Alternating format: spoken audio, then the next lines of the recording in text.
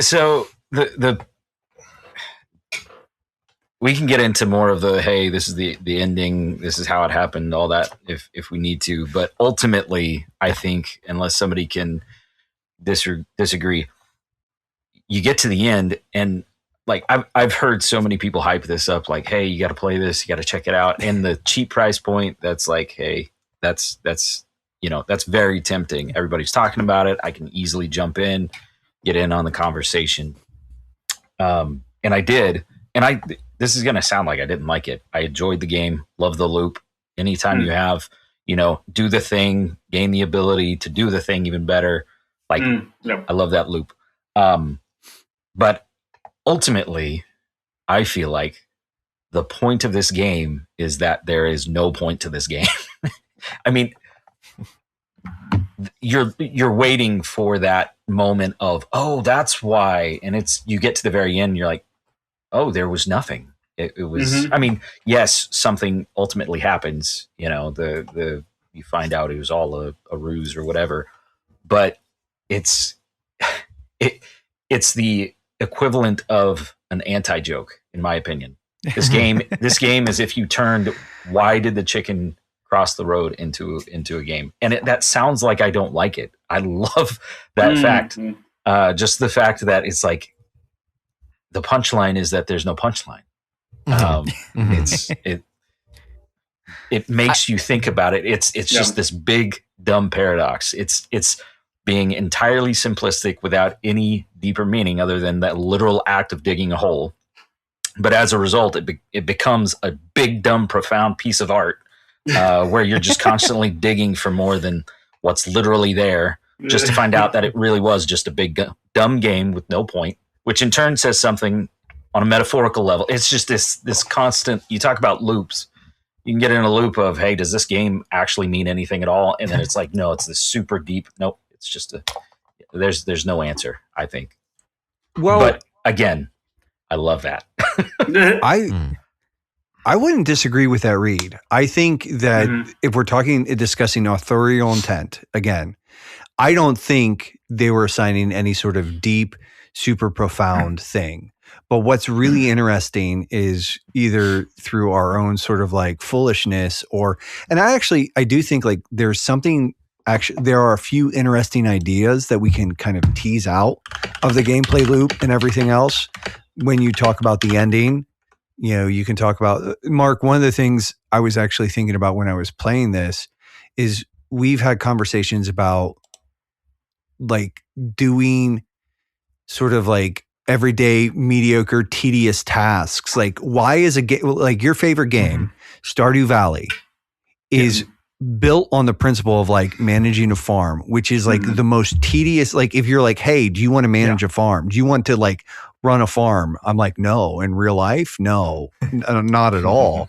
But if like, hey, do you want to do this in a video game? And I'm like, yeah.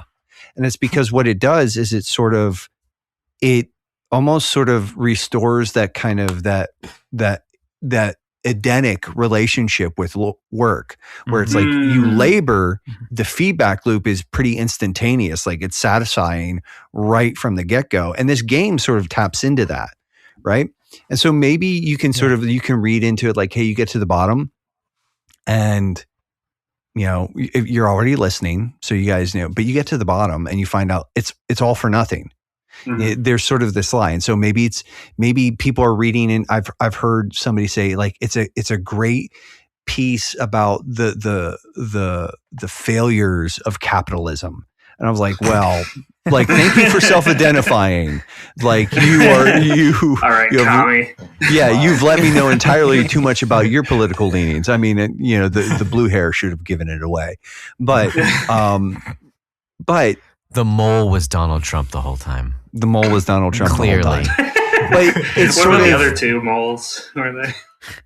Well, one of them had to be Rumsfeld, like the, I don't know, like, but I think it's one of those things where, and I'm really uncomfortable calling it like an art game, but I do think like it's kind of clever enough that it does hold a little bit of a mirror up to people, and for people who have a tendency to like want to like dig with these things, like it can ask some interesting questions. Stop it. Come on. Point to the camera for audio listeners. Yeah. He's like, I should be able to say the word. I shouldn't have to dance around that word just because you're all juvenile. Like children, you're infants. But I think and it's just one of those things where in reading to this, one of the things is like curiosity really is the real gameplay loop and we even talked about that. It's about what happens, what more, what else is there? And I do think there's sort of metaphors about work and, so like all of that. And I think there are potentially profound meanings that can be extracted, but I don't think it's authorial intent. I think that's actually us reading into the text, and maybe it tells us things or shows us things that we either know or want to believe. But I don't. Again, I actually agree with your read, Spike, in the sense that I don't think it really has much to say. I think there's like stuff that's kind of seated in there to just spark curiosity. Like it's just like, I did some reading again, and there's lots of like theories about like the lore of this universe, like the different structures that you find underground and everything else. And there's all these things that people are theorizing, but it's like, I think that's kind of like, and again, none of it's canonical. It's all just, it's people being bored and weird and obsessive on the internet. And and that's not necessarily double meaning. What's that? I just said, yeah, that's fair. I just thought of a double meaning that I hadn't thought of before. So you pay $5, you buy the game, makes you happy. You get to the bottom and you find out money can't buy you happiness. But then you just realized you're happy because you bought this game for $5. But then you play it and you realize you're not happy because money can't buy you happiness. Oh, man. Simple, yeah. Paradox. That's a whole new gameplay loop right there. There's a whole new loop. Yeah. There are so many takeaways from this game. Go ahead. I'm sorry. Go ahead. I was going to say, like, with what Spike was saying, like, I really think, the author, he said, the guy made it, said he just wanted it to be fun. And it is fun. But, like, bringing it back to scripture, like, playing through it. And it's funny, I was talking to my wife today about the game, and she's like, "Oh, you're going to have a podcast talking about that game? Like, what are you going to talk about?" Like, we'll find something. But I was talking about it with her, and she was like, so I described like the whole ending. You get down to the bottom, you finally get to the treasure chest. You're ready to open it up and see, because it's like you've been finding diamonds, you've been finding gold, all these precious stones. What's that treasure going to be? It's got to be something amazing. And it's nothing, and the moles kill you, and then you just do it all again. And she just turned to me, she's like, "Sounds like Ecclesiastes." I'm like, I think you are. I think that's a great take on it. And I think the guy who made it accidentally made that. Like, in the sense of, obviously, I don't think he's reading Ecclesiastes, but like even Ecclesiastes 2:11 says, "Then I considered all that my hands had done and the toil I had expended in doing it, and behold, all was vanity and a striving after wind, and there was nothing to be gained under the sun." And like all that striving and toil, like if we could theoretically just be content with loads of money we made off those diamonds, like he toils for nothing, gets down to the bottom, and it's nothing.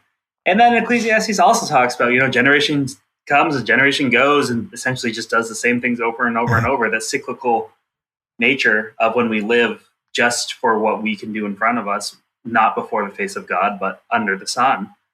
Like, it's pointless, man. It feels pointless. And I don't know. I think the author is getting at that by accident, because as far as I know, he's not a Christian. I didn't look into him, actually. And like, if you're not, like, your toil is pointless. Everything is pointless. Well, and what he said about the game is that, I'm not quoting it, but that it was meant to just be a very literal experience. The game is about digging a hole, and you dig the hole because it feels good, because it's fun, because it provides its own sort of like feedback dopamine loop. And that's all there is to it. It's like the progress is the point.